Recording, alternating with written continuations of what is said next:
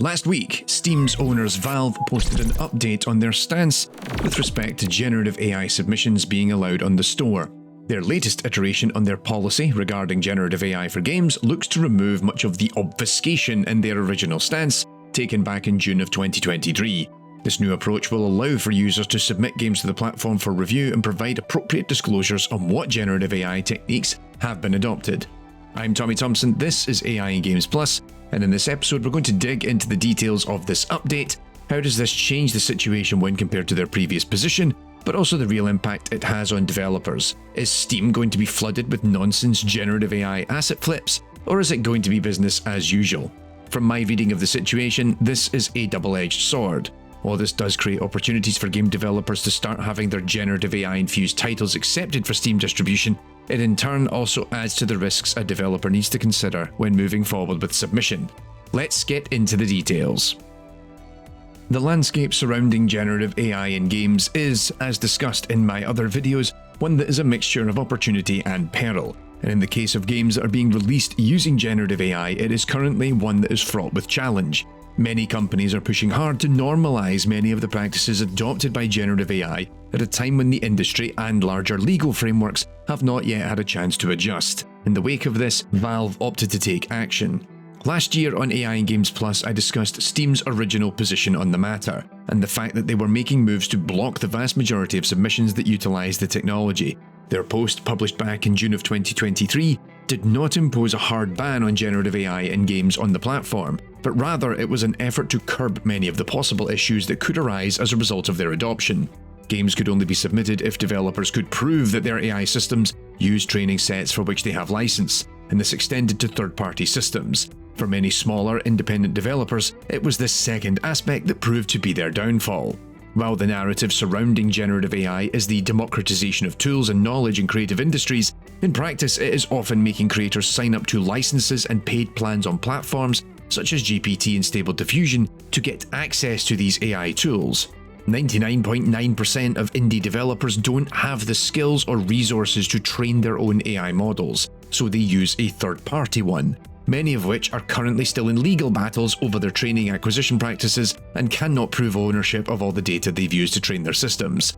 While contentious in the eyes of many, including their own competitors at Epic Games, Valve's move to block these types of systems was, in my opinion, a smart one. The legal landscape surrounding generative AI is so precarious right now that allowing these games to be added to the platform would wind up with Valve being caught up in issues it doesn't want to have to deal with. Game developers being sued over assets created using a license-infringing generative AI system is a very real prospect. But also, there's a second aspect to this, in that Steam has history of being a platform that is overstuffed with low-quality content. Games that take existing assets such as code, models, textures, and more, and then sell them in a variety of simple, derivative games that repackage these assets with minimum effort. These asset flips came to dominate the majority of submissions to the platform during the Steam Greenlight era of the late 2000s and early 2010s. There's a big concern that AI-generated asset flips will simply add to that ongoing churn of low-quality shovelware being published on the platform, once again diluting the space and making it more challenging for developers working on more carefully and thoughtfully crafted titles. So given this has been the stance since June of 2023, what does the most recent announcement mean in the grand scheme of things? Reading through Valve's post and reconciling it with their previous position, what I read from this is that Valve's stance on generative AI has not changed. Content that is infringing on the rights of others, or content that cannot be guaranteed to have been crafted without use of illegal or infringing datasets, is not welcome on the platform. But now they've changed the rules so that you can at least try to get your game on Steam. Let's unpack it in more detail. Steam's new policy breaks down AI content into two distinct categories: pre-generated and live-generated. The first is content built as part of the game prior to submission, while the latter is content that is being crafted while the game is running. While they use the term AI, they're really talking about machine learning and generative AI models, given in each of these instances they rely on existing data to build new content. This isn't made clear, but given the emphasis on machine learning and generative models, it means that they're not considering the likes of procedural generation in roguelikes, or old-school director AI creating encounters based on game state, lest it runs on a machine learning model, which the vast majority of them do not. to read directly from their post regards pre-generated content. Any kind of content, art, code, sound, etc., created with the help of AI tools during development. Under the Steam distribution agreement, you promise Valve that your game will not include illegal or infringing content, and that your game will be consistent with your marketing materials. In our pre-release review, we will evaluate the output of AI-generated content in your game the same way we evaluate all non-AI content, including a check that your game meets those promises. So there's a couple of interesting things to unpack here. The first is that this is exactly the same stance they made in June of 2023, but by having you submit the game and agreeing to the Steam distribution agreement, it's making it easier for them to give guidance on how to pass the review process, to later drop and ban your game if it is later found to be infringing, or simply not allow it at all. They will still review it prior to release and make their own decision prior to approval. This addresses an issue in that back in 2023, their stance was incredibly vague, and it meant that developers would often struggle to find out what grounds they had to address any issues Valve had with their title, given that prior to submission, the rules were not clearly defined. Secondly, this actually puts the developer in a precarious position, given Valve state later in the article they will publish a developer's disclosure on how they satisfy the Steam distribution agreement on the game's Steam page, meaning if a developer lies about the generative AI tools used or tries to obfuscate the situation, and a rights holder thinks they have been infringed, then this provides ample material for a legal case to be raised against the developer. Interestingly, Valve also announced they will provide means for customers to flag infringing content, but only for the live-generated portion, which strikes me as the wrong move, given pre-generated assets could still slip through the platform holder's review process. We'll talk about that later. The third and final interesting aspect of this is the assessment of marketing materials. An increasingly common practice for low-quality titles on the likes of Steam and mobile platforms is to submit with marketing materials, be they title graphics, screenshots or otherwise, that are of higher quality than the final product. This is of course misrepresentative of the actual game and leaves the developer and Steam in a precarious position for product liability infringement, but also it implies that generated output needs to be consistent across the board and not have the screenshots use a handful of high-quality human assets and then use generative AI for the rest. Meanwhile, let's take a look at the policy on live-generated content. To quote once again from the Steam article, live-generated content is any kind of content created with the help of AI tools while the game is running. In addition to following the same rules as pre-generated AI content, this comes with an additional requirement. In the content survey, you'll need to tell us what kind of guardrails you're putting on your AI to ensure it's not generating illegal content. So this is again interesting for multiple reasons.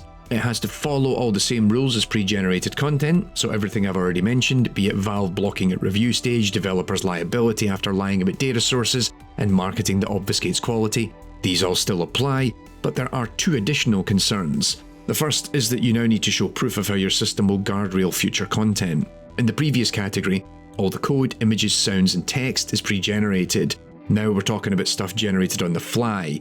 While it will apply to other problem areas, this is really for language generation models like GPT. If you have a language model generating text in the moment, how can you guarantee to Valve it will play ball in a way that respects the terms of the Steam distribution agreement? This is even more pertinent if you submit the game with an age rating from the likes of Europe's PEGI or the ESRB for North America. This is a question I've asked of developers of GPT-like platforms such as Convey and InWorld when interviewing them for videos over on my main channel. In each instance, they're working on guardrails to ensure content is appropriate. So in those instances, you can refer to those tools and APIs. But if you're using other systems, you need to find out what support, if any, you have to ensure content is appropriate. Note that Valve's definition of guardrailing is deliberately vague here. Hence, this could relate not just to the use of curse words and other inappropriate language, but also possible copyright infringement as well. Asking a character to recite or summarize portions of a Stephen King novel, for example, in a game that has not received the author's permission could run risk of infringement. The second aspect, stated further down, is that there are limits on what live-generated content is permissible. Right now, there is still a ban on anything considered adult-only or sexual in nature. This is understandable given this adds a whole new realm of legal liability for Valve and the developers themselves. While adult-only content is permitted on Steam, it has its own very long list of requirements that it needs to satisfy, most notably ensuring games do not use sexually explicit images of real people, especially minors, and is not designed to be offensive or violate laws in specific countries. So, looking at what Valve has presented and unpacking the implications of it, I'm rather frustrated by this approach, given it plays on tried and true tactics that Valve has adopted in the past. This new approach is still very much in line with their existing policies, but it introduces risks and burdens both to developers and to the wider gaming community. I'll start with what is to me the most glaring issue. It's neither strict nor explicit enough. While it's important that there is flexibility such that games that adopt generative AI in legal and ethical ways can be considered for publication on the platform, I don't think this does enough to stop bad actors to try their luck at submitting their game and hoping it will get through. Or what will still happen is people will fall afoul of the rules without even realising it. If you are not familiar with the state of the art in the field, would you know that using a GPT plugin correctly runs foul of these rules? Currently, as they are described, I would interpret the use of GPT in your game at runtime as breaking these rules, given there is no guarantee of licensed training data, nor can you guarantee the guardrails are going to be appropriate. A big reason is no doubt the blowback they'll get if they list and itemize all of the generative AI tools that are effectively banned by the policy, and in truth the answer is a lot more than you would think. But more practically, it means that they'd need a team of people monitoring the situation and continually updating their guidelines. I still think that needs to be done because the situation, both in legal circles and in Valve's policy, is still sufficiently unclear. The second is one that I just intimated towards: monitoring and review. The policy as it stands requires all games to be submitted for review by the team at Valve. Now, this has always been the case for games that get released on that platform, but as I've discussed previously, Steam's review policies tend to be pretty lacking.